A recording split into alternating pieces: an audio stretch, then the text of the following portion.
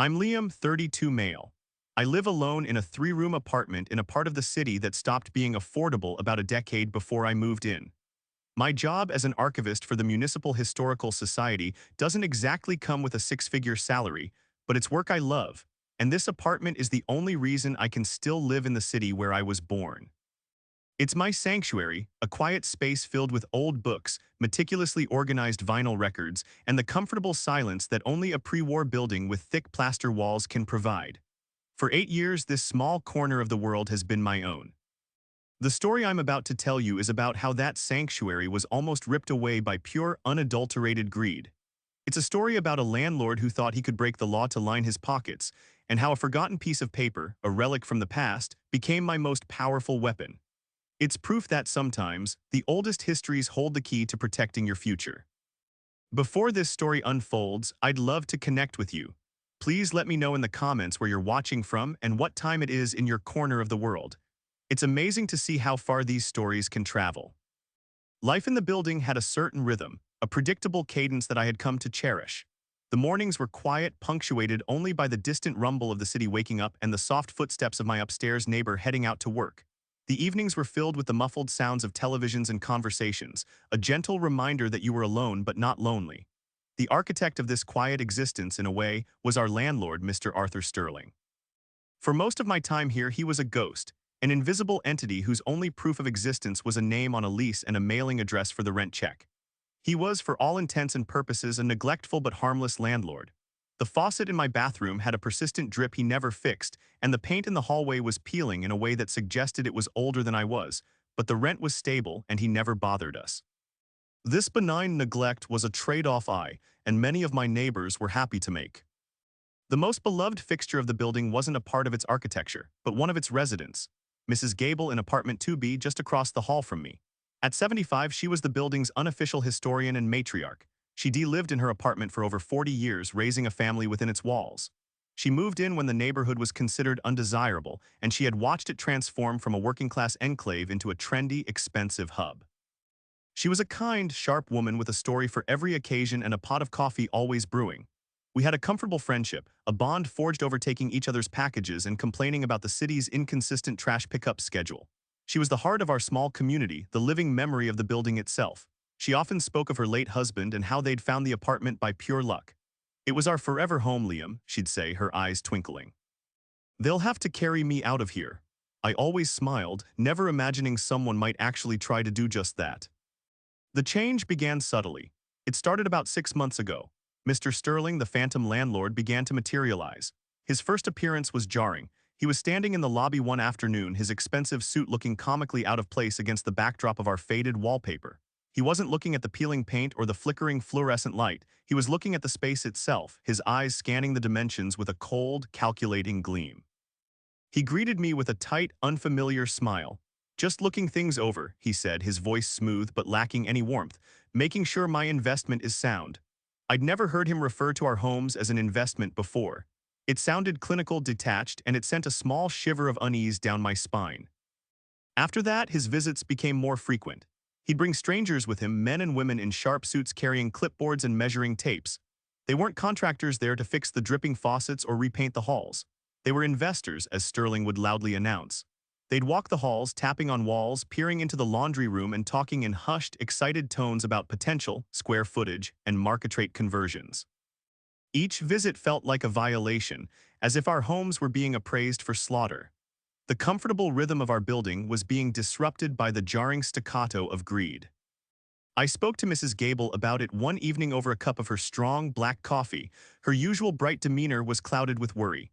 "He's going to sell, Liam," she said, her hands wrapped tightly around her mug. "I've seen this happen before in the building next door. A new owner comes in, they find a way to push everyone out, they gut the place, and suddenly the apartments we pay $1,500 for are renting for $5,000. Her fear was palpable. She was on a fixed pension. A move would be financially catastrophic for her. For her, this wasn't an investment. It was her life, her home, her final safe harbor.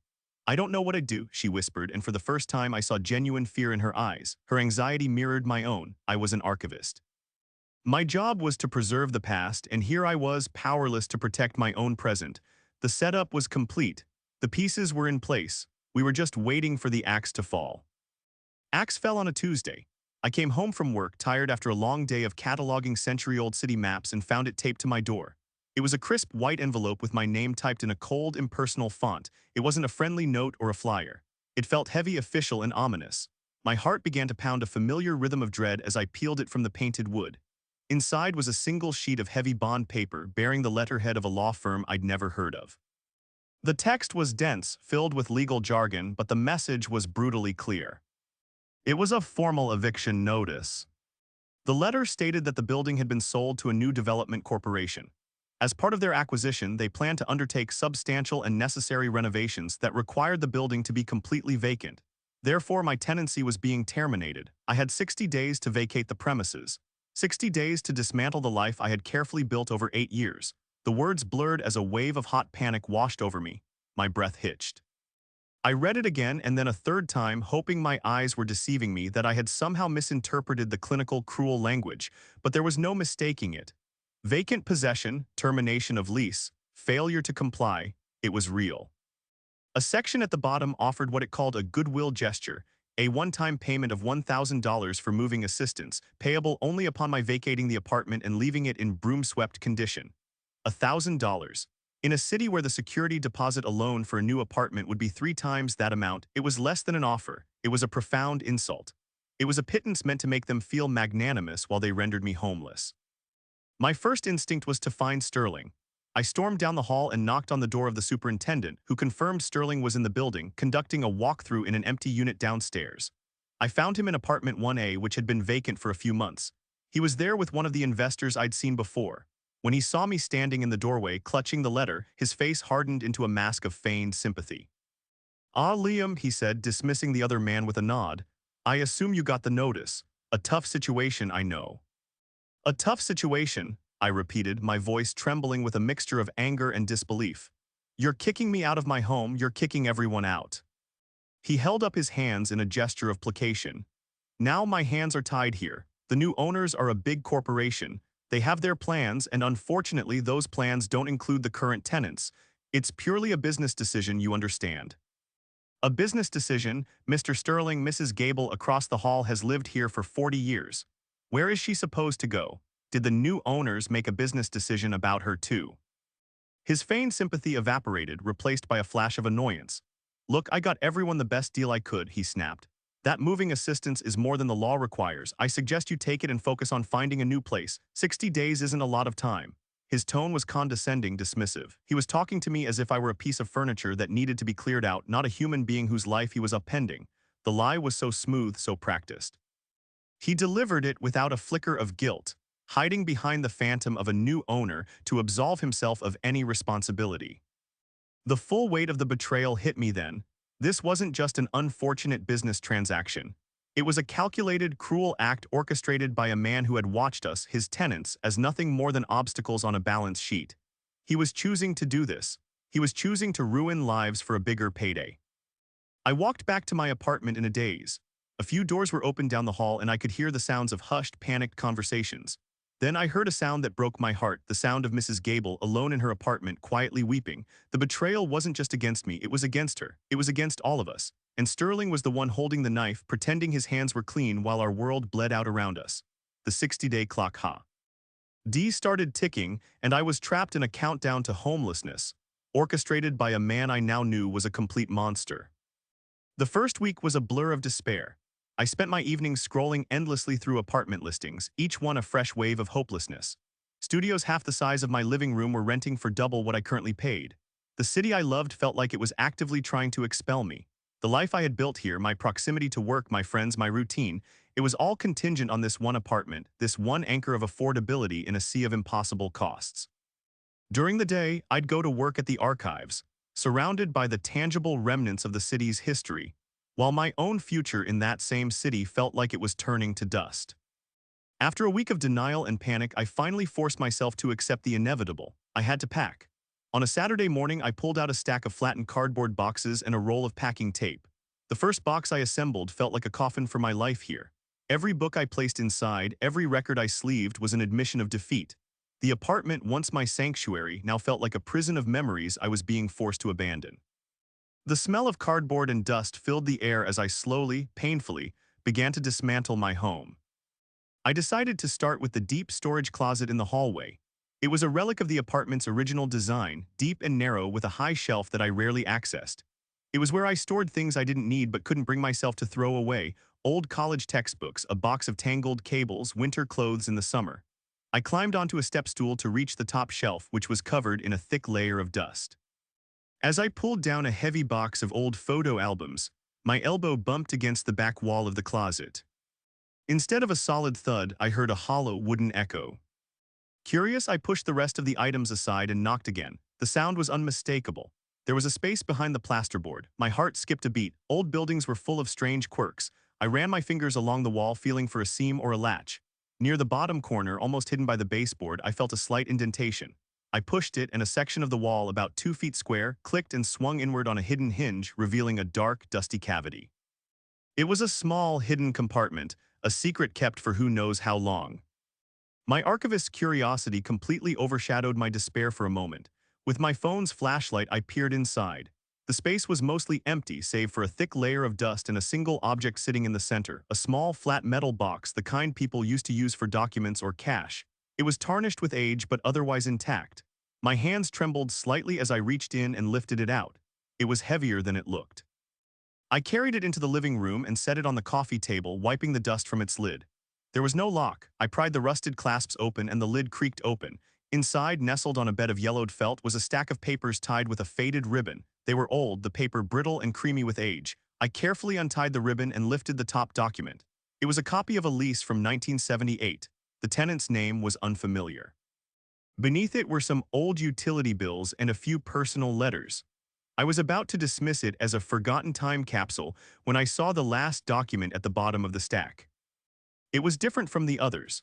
It was thicker, printed on heavy, official-looking paper with an embossed seal at the top. The letterhead read, City of New York Housing Authority. The date was from the early 1980s. It was a formal notice addressed to all tenants of the building. My eyes scanned the dense, typewritten paragraphs, and then they locked onto a single sentence that made the air leave my lungs.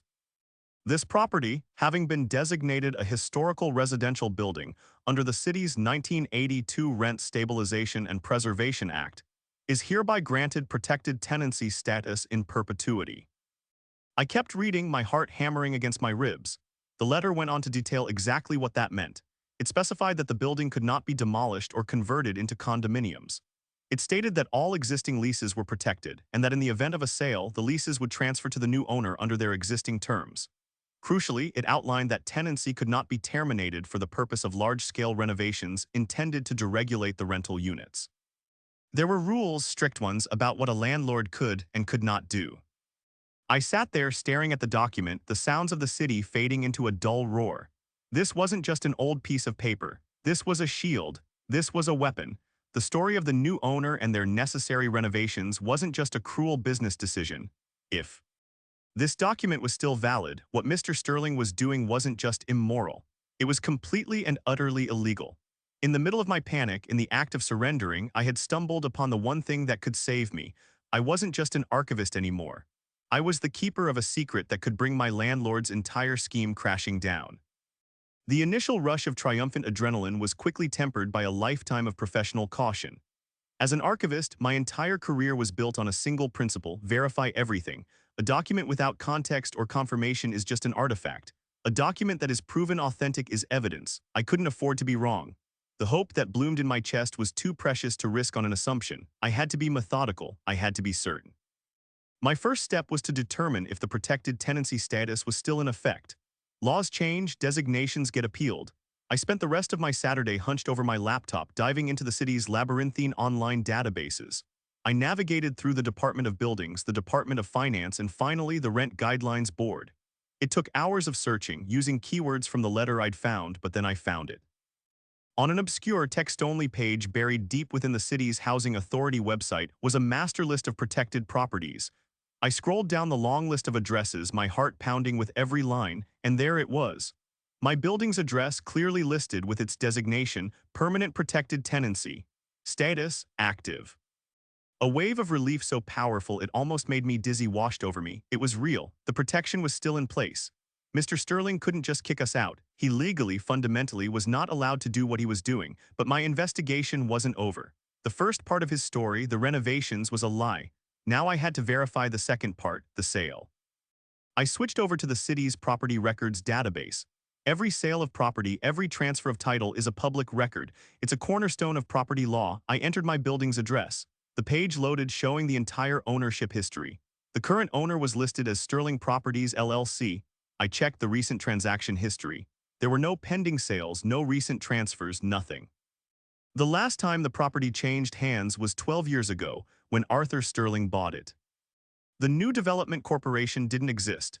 The new owner was a phantom, a complete fabrication Sterling had invented to intimidate us into leaving. He wasn't selling the building. He was trying to illegally flush out the long-term, low-rent tenants so he could then renovate the empty units and put them back on the market at triple the price. He was manufacturing a sale to circumvent the law. The sheer, calculated fraud of it all was breathtaking. I had the proof, I had the documents, but I knew that waving a printout from a website at a man like Sterling would do nothing. He would deny, he would obfuscate, he would threaten me with his lawyers. I was an archivist, not a litigator.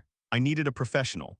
I remembered seeing a flyer in the lobby of the public library a few months back, a simple, photocopied sheet advertising a nonprofit that offered free legal advice to tenants. I had taken one, thinking it might be useful someday, and tucked it into a drawer. I found it now, a lifeline in a sea of legal documents. I made the call. 2 days later, I was sitting in a small, cluttered office across a desk from a woman named Sarah Chen. She was younger than I expected, probably not yet 30, with sharp, intelligent eyes and an air of focused intensity. I nervously explained my story, my voice cracking at times as I recounted the stress and the fear of the last few weeks. Then I laid my evidence on her desk. The eviction notice, a printout of the building's protected status, and the property records showing Sterling as the sole owner. Sarah read through the documents in silence. She was methodical, her expression unreadable. She read the eviction notice first, her lips tightening slightly. Then she examined the protected status page, nodding slowly. Finally, she looked at the ownership record. She looked up from the papers, leaned back in her chair, and a slow, dangerous smile spread across her face. It was the smile of a predator that had just caught the scent of its prey. "Mr. Sterling has made a very, very big mistake," she said, her voice calm but laced with steel. "He hasn't just bent the rules, Liam. He's taken a sledgehammer to the New York City Tenant Protection Act. What he's doing is called a fraudulent eviction scheme, and the city takes that very, very seriously." She tapped the eviction notice. "This letter isn't just grounds to have the eviction thrown out. This is evidence of a crime. We have him." "The question is," she said, leaning forward, her eyes locking onto mine, "What do you want to do about it?" For the first time in weeks, I felt a surge of power. The investigation was over. The planning was about to begin. "We have a few ways we can play this," Sarah explained, her fingers steepled as she leaned back in her chair. Her office was small, but it felt like a war room. The walls were covered in calendars, legal notices, and newspaper clippings of past victories against predatory landlords. The simplest option is the defensive one. I draft a cease and desist letter. We send it via certified mail to Mr. Sterling. It will inform him that we are aware the eviction is illegal, that the property is protected, and that any further action will result in immediate legal proceedings. He'll back off. The eviction notices will be rescinded. You get to stay. It's clean, it's quick. I considered it. A week ago, that outcome would have felt like a miracle. But now it felt insufficient. It wasn't just about me staying. It was about what Sterling had tried to do. It was about the sleepless nights, the panic attacks, the heartbreaking sound of Mrs. Gable crying through the wall. Letting him simply back away quietly felt like letting him get away with it. He needed to face consequences. "What's the other option?" I asked, my voice steady. Sarah's smile returned, wider this time. "The other option is that we don't just defend, we attack. We don't just get the eviction rescinded, we build a case against him for tenant harassment, fraudulent misrepresentation, and intentional infliction of emotional distress. We don't just save your apartment, we make him pay for what he's done. To you, to Mrs. Gable, and to every other tenant he's terrified with that illegal notice." That was the justice I was looking for. "That one," I said without hesitation. "Let's do that one." And so the plan was born. It was a beautiful, multi-stage strategy that appealed to my archivist's love for precision and order. Sarah laid it out with the confidence of a seasoned general. "Phase 1 was deception. You're going to keep packing," she instructed. "I want you to act like a man who is defeated. When you see Sterling, you look stressed, you sigh. You ask him if he has any leads on moving companies. You ask for an extension and you let him deny it. We need him to believe without a shadow of a doubt that his plan is working. His arrogance is our greatest asset." This part felt like a performance, a role I had to play. I would become the victim he thought I was. Phase 2 was consolidation. Sarah asked for the names of the other tenants. I immediately gave her Mrs. Gable's name and a few others I was friendly with. Sarah and a colleague from the tenants' rights group would reach out to them discreetly, explaining the situation and offering their services. The goal was to transform my individual complaint into a unified front, a group action that would carry far more weight. A single, disgruntled tenant could be dismissed. A building full of tenants with legal representation could not. Mrs. Gable, when Sarah spoke to her, was hesitant at first, still terrified of making things worse. But when Sarah showed her the proof, the fear in her eyes was replaced by a slow-burning, righteous anger. She agreed immediately. Phase 3 was documentation. While I played the part of the beaten man, Sarah would be a whirlwind of legal action. She began drafting the formal complaint, a meticulously detailed document that would be filed with the court. It listed every one of Sterling's transgressions, citing the specific laws he had broken. She also began preparing a press packet. Guys like Sterling hate two things, she told me, lawyers and reporters. We're going to hit him with both. She compiled copies of the fraudulent eviction notice, the building's protected status record, and a summary of our case, ready to be sent to the housing reporter at the city's largest newspaper.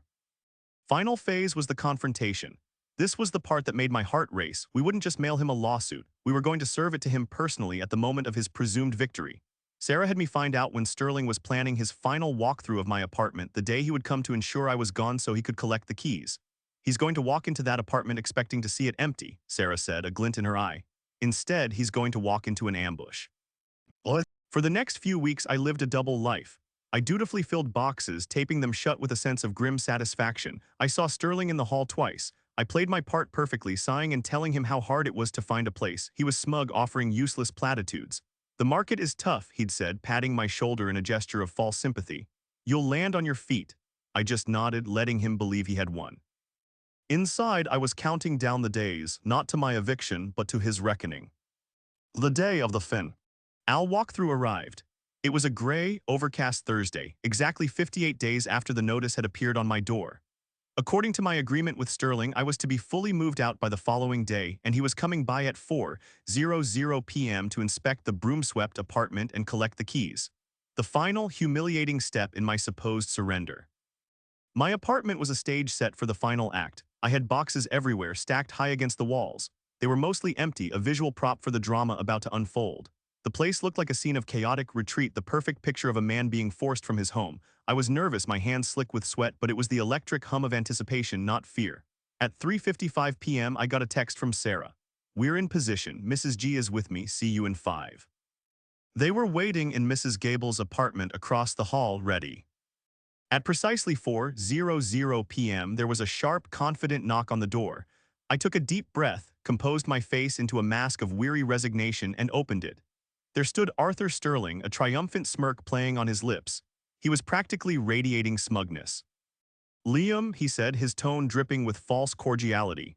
Ready for the big day, he stepped past me into the apartment, his eyes sweeping over the stacks of boxes with satisfaction. Still have a few things to move, I mumbled, playing my part. It's been a lot. Well, you're cutting it a bit close, he said, pulling a checklist from his leather briefcase. Let's have a look around. I need to make sure everything is in order before I can authorize that moving fee for you. He walked into the living room, running a hand along a wall, already imagining it torn down. He saw himself as a king surveying a newly conquered territory. This was his moment of victory, the culmination of his deceitful plan. He turned back to me, his smirk widening. So the keys. I didn't move, I just looked at him, letting the mask of defeat fall away from my face. My expression shifted from weary to calm, my posture from slump to straight. I met his gaze directly. Actually, Arthur, I said, my voice clear and cold, I don't think I'll be needing that moving fee because I'm not going anywhere. The smirk on Sterling's face faltered, replaced by a flicker of confusion. What are you talking about? Your lease is terminated. You have to be out by tomorrow. No, I said, stepping over to the coffee table. It's not. I picked up a thin folder and pulled out the first sheet of paper. It was a copy of the letter from the City Housing Authority. I held it out for him.